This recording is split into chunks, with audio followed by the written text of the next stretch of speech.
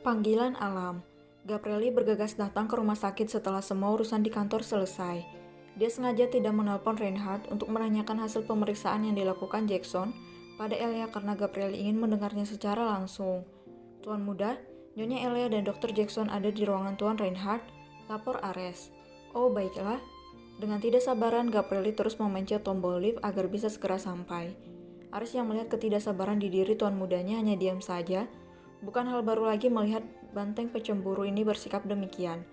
Biasalah. Res bagaimana? Tanya Gabrieli memecah kesunyian. Sudah siap tuan muda, tinggal dari kita saja kapan akan datang ke sana.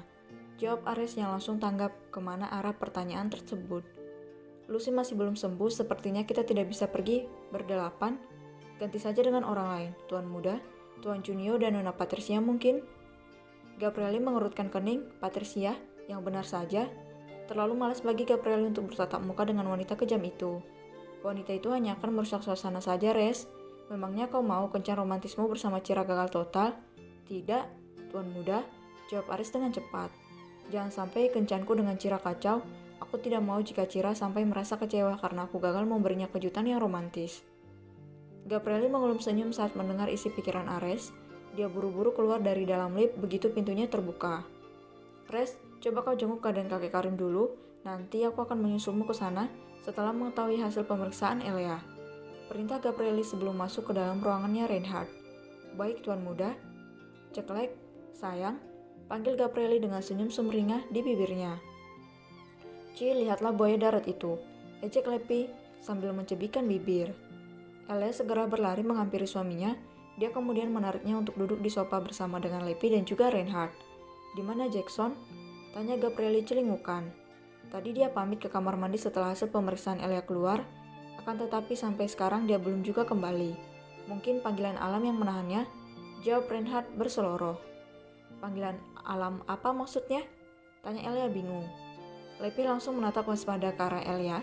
Dia harus siap mental jika seandainya gadis ini menemukan pemikiran aneh tentang panggilan alam yang dimaksud oleh Reinhard. Elia kan makhluk dengan pemikiran yang sangat unik. Unik sampai-sampai membuat orang lain bisa terkena serangan jantung dadakan. Sakit perut maksudnya? Jawab Gabrieli sambil mengelus rambut istrinya dengan sayang. Bagaimana pemeriksaannya? Lelah tidak? Tidak sama sekali. Akan tetapi Dr. Jackson terlihat sedih, Kak.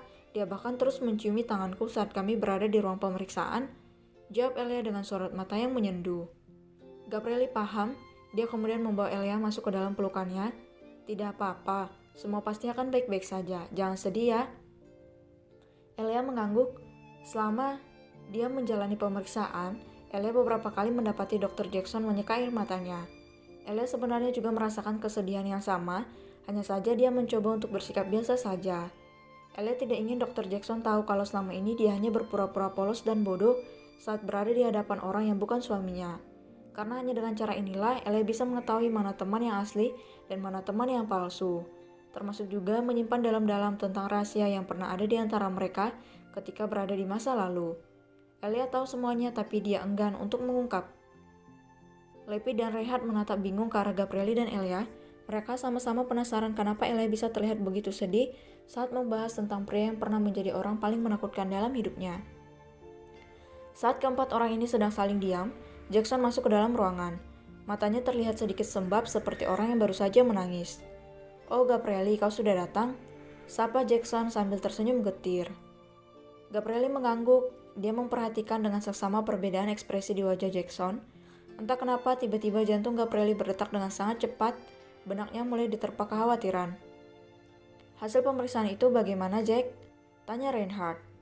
Jackson tak langsung menjawab, dia malah terus menatap Elia yang tak mau melihat ke arahnya. Hei kau penjahat, cepat beritahu kami semua tentang hasil pemeriksaan yang dijalani oleh Elia. Timpal Lepi dengan nada suara yang sangat cetus. Ginjalnya bocor. Mata Jackson memerah. Elia sudah lama hanya hidup dengan satu ginjal. Dia. Lepi dan Reinhard membeku, sementara Gabrieli dia semakin mengeratkan pelukan ke tubuh istrinya. Elia, kapan kau siap untuk melakukan transplantasi ginjal? Tanya Jackson dengan suara parau. Tubuhmu sudah tak bisa lagi menahan racun yang sudah semakin menyebar. Kau harus secepatnya menjalani operasi. Tuhan, beginikah caramu membuatku membalas budi pada adikku? Kamu membuat adikku hidup dengan satu ginjal, di mana hal itu sangat mustahil bisa membuatnya bertahan hidup selama ini tanpa ada efek samping apapun. Elia pasti sangat kesakitan menungguku selama 19 tahun. Kenapa waktu itu kau tidak membiarkan kami bertemu seperti keadaan sekarang? 7 tahun lalu aku menemukannya Tuhan, tapi kenapa kau tidak membuka mata hatiku? Aku bahkan masih sempat meninggalkan trauma yang sangat buruk pada Elia. Tuhan, aku mohon tolong sembuhkanlah adikku. Aku ingin memberinya banyak kebahagiaan. Tolong permudah jalanku untuk menebus semua dosa di masa lalu kami. Aku mohon tolong kabulkan harapanku ini Tuhan. Aku mohon. Ginjal Elia bocor. Tapi kenapa saat aku melakukan pemeriksaan hal itu tidak terdeteksi oleh peralatan medis? Kau tidak sedang mengada-ngadakan, Jack? Cecar Reinhard heran. Tentu saja hal itu tidak akan terlihat di mata Reinhard karena ini adalah hukuman khusus dari Tuhan untuk Jackson. Entahlah, mungkin kejadian ini terdengar sedikit konyol. Namun semuanya terlihat semakin nyata ketika Jackson mengeluarkan hasil keseluruhan dari pemeriksaan yang dijalani oleh Elia siang tadi. Kau boleh langsung membunuhku jika aku hanya mengada-ngada tentang penyakit yang diidap oleh Elia. Selama ini saat Elia sedang kesakitan, itu bukan hanya berasal dari kista yang ada di dalam perutnya. Tapi rasa sakit itu juga berasal dari racun-racun yang sudah menyebar mengikuti aliran darah. Kalau kau bingung kenapa waktu itu kau tidak mampu mendeteksi gejala ini, maka tanyakan saja kepada Tuhan. Tanya kenapa dia langsung memperlihatkannya begitu aku yang melakukan pemeriksaan. Jawab Jackson penuh penekanan. Elia menoleh. Dr. Jackson, beberapa hari lagi aku akan menjadi mahasiswi. Apa operasinya tidak bisa ditunda dulu? Sayang, jangan pikirkan tentang kuliah dulu ya. Kesehatanmu jauh lebih utama. Stella Gabrieli sedih. Tapi kan aku sudah sangat lama menantikan hari ini tiba, Kak. Operasinya ditunda saja ya. Lakukan itu saat aku libur kuliah saja. Semua orang menatap iba ke arah Elia. Baru saja gadis ini merasa tenang karena semua permasalahan telah usai. Sekarang malah datang lagi masalah pelik yang mana masalah itu memiliki risiko yang cukup fatal. Sayang, kau jangan khawatir. Tidak bisa mengikuti pelajaran. Nanti aku akan meminta dosen dan semua teman-temanmu untuk menemanimu belajar di rumah sakit ya. Bujuk Gabrieli. Tidak mau? Kenapa tidak mau? Itu kan sama saja dengan kuliah. Iya sama, tapi nanti mereka semua akan tahu kalau aku adalah istrinya Gabrieli Saquelema. Mereka pasti akan memandangku dengan cara yang berbeda. Aku tidak mau itu, Kak. Aku inginnya mereka tulis berteman denganku, bukan karena melihat statusku sebagai istrinya Kak Iel.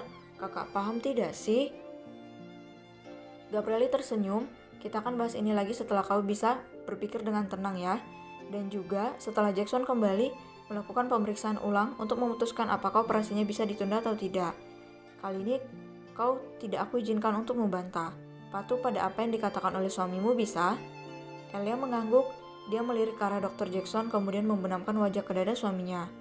Kak Iel, aku takut.